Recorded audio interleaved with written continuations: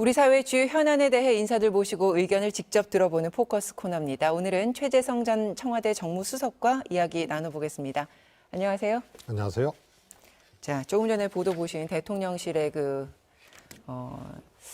대통령실에서 사실이 아니라고 일축한 지 하루 만에 김성한 국가안보실장이 물러나고요. 또 이제 조태용 주미대사가 그 자리에 내정이 됐는데요. 자, 내용과 형식적으로 좀 나눠서 접근을 해보려고 합니다. 먼저 일이 처리되는 형식인데요. 이렇게 몇 시간 만에 대통령실의 말이 엎어지는 것에 대해서 불편한 시선들이 있습니다. 대통령실에서 공식적으로 하는 말의 무게감, 신뢰감 뭐 이런 것들에 대해서 좋지 않은 시선이 있을 수밖에 없지 않을까요? 그렇습니다. 다른 인사도 아니고 안보실장 인사거든요. 그런데 그냥 노코멘트 하거나 아니면은 일종의 이제 신호 정도를 주고 교체될 수 있다가 아니고 아예 그냥 딱 잘라서 그런 일 없다라고 얘기를 한 거거든요. 이걸 몇 시간 만에 바꾼 거니까 이제 둘 중에 하나죠. 하나는 그런 교체 계획이 있었음에도 불구하고 대통령실에서 이렇게 막 부인한 거는 어떻게 보면 국민들께 거짓말을 그냥 눈 하나 깜짝 안 하고 한 거거든요. 그것도 전례가 없는 일이고, 그런데 기실 이것은 갑자기 일종의 이제 당겨서 한 인사일 가능성이 매우 높다고 봅니다. 그러면 이거는 더 문제죠. 분명히 그 당시에 대통령실에서 얘기할 당시에는 전혀 교체 계획이 없었는데 갑자기 했다는 얘기거든요. 그러면은 그것도 안보실장이란 말이에요. 그럼 안보실장 인사를 정말 이 반나절 사이에 이렇게 바꿔서 갑자기 한다 그러면 이거는 정말 국민들께서 어리둥절한 차원을 넘어서 정말 혼 빠지는 그런 상황이 지경이 돼버린 거죠. 자, 그럼 뭐 형식은 그렇고요. 그럼 내용으로 좀 들어가 보면요. 김성한 실장은 본인이 국정 운영에 부담이 되고 싶지 않다. 이렇게 해서 말을 하고 사퇴 의사를 밝혔고 대통령은 그 뜻을 존중했다. 뭐 이렇게 지금은 드러나고 있는데 지금까지 이어진 좀 내막을 보면 결국에는 경질성이지 않냐. 뭐 이렇게 보는 시선들이 많습니다. 수석님은 어떻게 보세요? 저는 경질이 맞는 것 같고요. 김성한 실장 스스로가 국정 운영에 부담이 되고 싶지 않다 이랬단 말입니다. 네. 그러니까 부담이 됐었다는 얘기거든요. 아니 지금 이 논란이 부담이라는 거 아니었을까요? 아니 그 논란이라는 자체가 잘하고 있고 교체해야 될 이유가 없고 그러면은 논란이 없는 거죠. 결국은 부담이 되고 싶지 않다는 얘기는 적어도 외교안보 라인에 뭔가 갈등, 충돌 아니면 석연치 않은 것이 있고 거기에 안보실장이 있으니까 내가 그 논란이 되고 싶지 않다는 얘기이기 때문에 네. 그 말 자체가 논란이 되고 있었다는 반증이죠. 그래서 이것은 경질성 인사인 것만은 분명하지 않나 싶습니다. 갖가지 이제 그 이유에 대해서 분석들이 보도가 되고 있는데 이제 대표적인 게 그겁니다. 미국에서 이번에 윤 대통령이 오는 것에 맞춰서 뭔가 큰 문화 행사를 하나 기획을 했는데 그거에 대해서 우리 정부에 계속 요청을 했고 거기에 대한 답이 계속 오지 않았고 그걸 뒤늦게 대통령이 알게 됐고 그래서 경로했고 뭐 이런 거를 기반으로 해서 여러 가지 이제 조율을 하고 뭔가 행사를 진행하고 이런 문제에서 계속 잡음이 있었고 뭐 손발이 맞지 않고 삐그덕거림이 있었다. 뭐 이런 부분이 있었거든요. 네. 이거 한 개만 속보를 좀 말씀드리고 가면요. 2시부터 진행이 됐었는데요. 국민의힘의 하영재 의원에 대해서 체포동의안이 국회 본회의에서 가결이 된 것으로 지금 벌써 결론이 나왔네요. 이 부분은 잠시 후에 또 짚어보도록 하고요. 네, 그래서 이런 식의 보고 라인의 실책이 잦았기 때문에 그게 이번 건을 통해서 불거진 것이다. 뭐 이렇게 보는 시각들이 있더라고요. 우선은요. 그 전에 안보실장 스스로가 자기가 부담이 되고 싶지 않다 이러고 1년 전에 취임했을 때 한미동맹의 복원, 한일 관계의 개선 등등을 위해서 하고 학교로 돌아가겠다 했는데 마치 그 소임을 다한 것처럼 그러나 약간 뭐라 그럴까요? 뒤끝이 있는 것이 국정 운영에 부담이 되고 싶지 않다 요거거든요. 요 말이나 대통령실에서 대통령도 그 뜻을 이해하고 수용했다 이렇게 한 거나 근데 아무도 실제로 그래서 경질됐다고 보지를 않아요. 이게 문제거든요. 그러면서 여러 가지 얘기가 나와요. 한미 간의 소위 말해서 문화행사, 그다음에 미국의 요청을 7차례나 이것을 묵살을 했다. 그리고 보고 누락을 했다. 그것도 문서로 미국이 7차례를 줬다는 거거든요. 근데 이거는 상상 불가능한 일입니다. 근데 그러니까요. 그러니까 상식적으로 들어도 이 대통령실의 일이 어떻게 굴러가는지를 모르는 사람이 들어도 아니 그렇게 반복적으로 이게 미국에서 요청이 왔고 정상들이 만나기로 돼 있고 이게 어떻게 보고가 안 될 수가 있지? 이렇게 생각이 들거든요. 아마 미국이 헛기침만 해도 이게 무슨 일인가 하고 사실은 안보 라인은 특히 그렇습니다. 그래서 지나치다 싶을 정도로 미국의 상황을 보고 또 일종의 좀 눈치도 보고 그래서 이 대자를 할 때 허리를 못 펼 정도의 그런 이 자세들이 많아요. 그런데 7차례를 누락했다는 거는 대통령 보고 누락 이전에 미국의 그런 것을 묵살했다는 거는 성립될 수 없는 상황입니다. 그래서 저는 그리고 질 바이든 여사가 사실은 그 제안을 했을까라는 네. 또 의구심도 있어요. 질 바이든 여사의 스타일이 아니고 어찌 보면 김건희 여사의 스타일이거든요. 그런 걸 하자는 것이. 그래서 7차례 묵살 이거는 저는 사실이 아닐 가능성이 크고 보고 누락도 사실이 아닐 가능성이 크고 오히려 거꾸로 질 바이든 여사가 제안했다기보다는 우리가 제안했다라면 그거는 느낌상 그럴 수도 있겠다라는 네. 생각이 들어요. 그래서 이 자체가 경질의 사유가 되고 논란의 사유가 된다는 거는 내가 보기에는 이거는 사실과 좀 다르지 않나 싶습니다. 글쎄요. 그러면 또 일각에서 제기되고 있는 이 권력 다툼설, 김태호 차장과 김성환 실장 사이에 뭔가 이때까지 계속해서 손발이 맞지 않았고 서로의 관계가 좋지 않았던 그 갈등이 결국에는 폭발한 거다. 뭐 이렇게 보는 분석은 또 어떻게 보세요?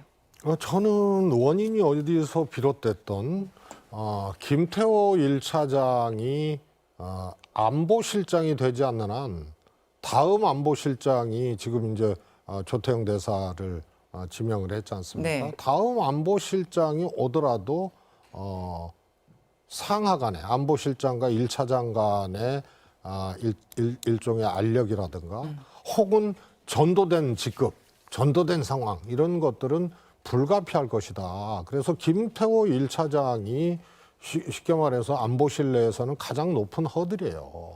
그래서 누가 안보실장이 되더라도 그 갈등이나 알력 이런 것들은 피할 수 없을 것이다 이런 생각이 들고요. 그런가요? 애당초 이 정부 출범하고요. 안보실 1차장하고 2차장하고 바꿨거든요. 사람을 바꾼 것이 아니고 원래 1차장이 국방이었어요. 그리고 2차장이 외교였는데 문재인 정부 시절 역대 정부 다 그랬죠. 근데 갑자기 김태호 1차장이 되면서 외교가 1차장이 됐어요. 원래 2차장인데. 그런데 1차장이 NSC 사무처장이거든요. 그러니까 여기에 안보도 가는 거예요. 그래서 외교 안보 1차장입니다, 지금. 그리고 2차장은 국방만 당그러니 남았어요. 근데 그전에는 1차장이 국방이고 안보도 같이 했거든요. 2차장은 외교만 하고. 그래서 여기에 힘이 집중이 되면서 예고된 일이다. 저는 그렇게 보고 있고요. 또 김태호 차장이 이렇게 중용되고 네. 또 엄청난 이 파워를 가지고 있고 안보실장과 갈등설이 파다했었거든요. 이것 때문에 경질이 됐다고 하면은 김태호 1차장 혼자의 힘만으로는 안 되죠. 누군가가 김태호 차장을 소위 말해서 힘을 실어주고 안보실장을 제낄 정도까지의 위치나 또 힘을 가지고 있는 사람이 착용하지 않으면은 불가능하지 않나 이렇게 봅니다. 그 힘을 실어주는 게 윤 대통령이라고 보시는 거예요? 윤 대통령 결국은 인사권자니까 윤 대통령일 수 있는데요. 여러 가지 썰이 있죠. 김태호 실장이 아크로비스타에 또 거주하고 있고 그래서 이웃 사촌 편들어주기다 뭐 이런 얘기도 있고 그래요. 참 그런데 국민들은, 네. 김태호 실장이 굉장히 비정상적이거든요. 1차장, 2차장 직급을 바꾸면서 역할을 바꾸면서 NSC 사무처장으로 간 것도 굉장히 이례적이고 특이한 사안이고요. 그리고 안보실장을 제낄 정도의 사안. 이것을 과연 김태호 차장 혼자만의 힘으로 이게 가능했겠느냐. 이 부분에 대해서는 큰 의문보를 찍을 수밖에 없습니다. 국민들의 이 모양새도 그렇긴 한데 지금 시점인 만큼 앞으로 뭐 한미 정상회담도 있고 또 한미일도 만날 테고요. 이렇게 중요한 일정들이 있는데 이 시점에 이렇게 수장이 바뀌는 것에 대해서 정작 중요하게 우리가 미국으로부터 협상해서 따내야 되는 어떤 많은 것들이 있는데 중요한 현안들이 있는데 그런 일들이 차질 없이 잘 진행될 수 있을까? 이 부분이거든요. 최근에 안보실장뿐만이 아니고 의전비서관이 바뀌잖아요. 그랬죠. 그다음에 일본 방문 앞두고 외교비서관이 또 바뀌잖아요. 맞습니다. 의전비서관이 먼저 바뀌고 네. 외교비서관이 바뀌고 또 그 전에 아랍에미리트하고 스위스 방문할 때 또 부대변인이 바뀌었거든요. 일정을 누출했다 그래서 이 안보실장 이전에 이 세 분이 교체된 거 이것도 굉장히 즉흥적인 인상이 들어요.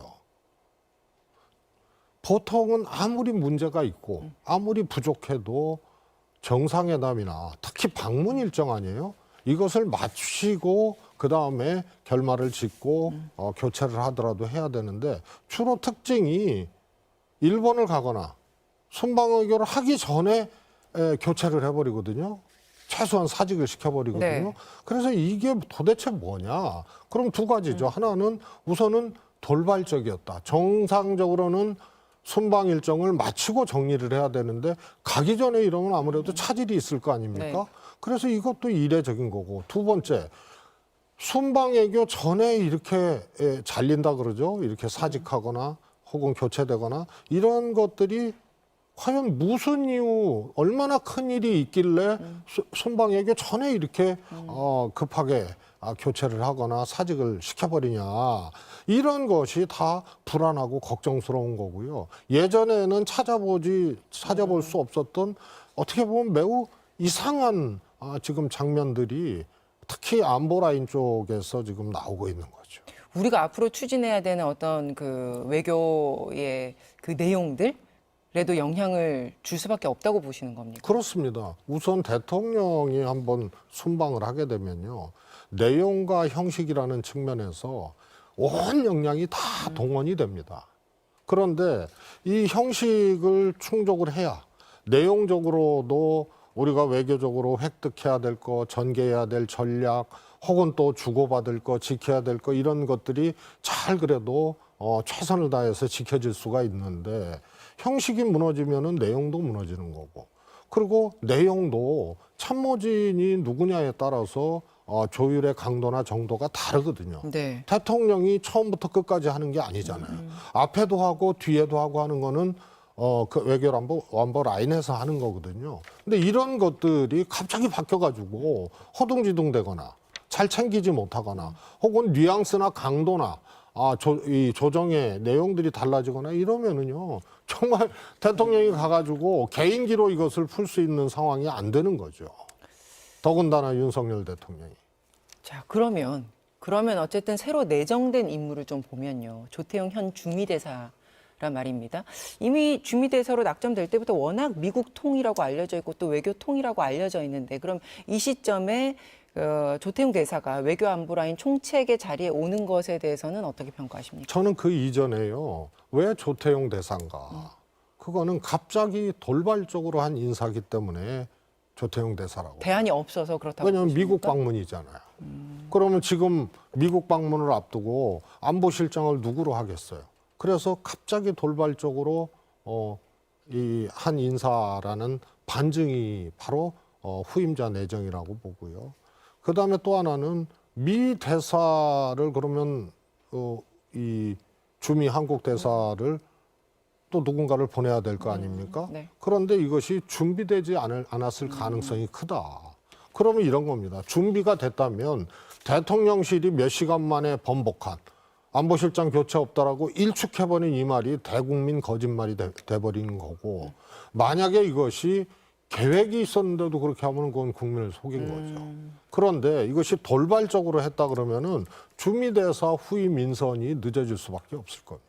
그러니까 이 모든 지금 일어나고 있는 이 교체 과정이 굉장히 돌발적이고 계획적이지 않고 거의 사고처럼 마치 그렇습니다. 그렇게 일어나고 있다고 보시는군요. 그렇습니다. 그리고 또 하나 우리가 잘 봐야 될 거는 안보실은 외교실이 아니거든요. 외교와 안보를 총괄하는 데란 말입니다. 네. 그래서 외교통이 온 적도 있고요. 그다음에 박근혜 정부 시절에는 국방부 출신, 군인 출신들이 온 경우들이 있고요. 네. 그리고 문재인 정부 시절에는 외교통도 있었고 서훈 장관과 같이 외교와 안보를 잘 아는 한반도에 능통하고 안보도 잘하고 국정원에도 있었고 이런 분들. 네. 근데 사실은 서훈 장관과 같은 분이 안보실이 안보만 하는 게 아니잖아요. 외교 안보실이잖아요. 그런 분이 사실 찾기가 굉장히 어렵습니다. 그런데 지금은 외교의 외교로 가는 거거든요. 안보실장이. 네. 그래서 안보 부분에 대해서 폭넓은 인식을 하고 있고 정책적 마인드가 있고 전략과 이런 것을 겸비한 사람을 찾기가 힘든데 연속으로 외교로 간다는 게 네. 그게 좀 걱정스럽고요. 또 하나는 1차장이 외교 안보까지 하니까 1차장의 파워가 그대로 존속될 수밖에 없는 후임자 인사다 이렇게 봅니다. 네, 국가안보실장의 갑작스러운 교체에 대해서 길게 좀 말씀을 들어봤습니다. 감사합니다. 네.